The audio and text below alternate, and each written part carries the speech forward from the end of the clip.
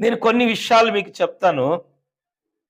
ప్రార్థనకు జవాబు ఎందుకు రాదు? ప్రార్థనకు జవాబు ఎందుకు రాదు అంటే, మొదటిది లోబడకుండుట. మొదటి మాట ఏంటి? లోబడకపోవుట. అంటే దేవుని మాటకు, దైవజనుడు మాటకు లోబడి ఉండకపోవటం. రెండవది ఏంటంటే అంతరంగములో పాపం ఉండడం.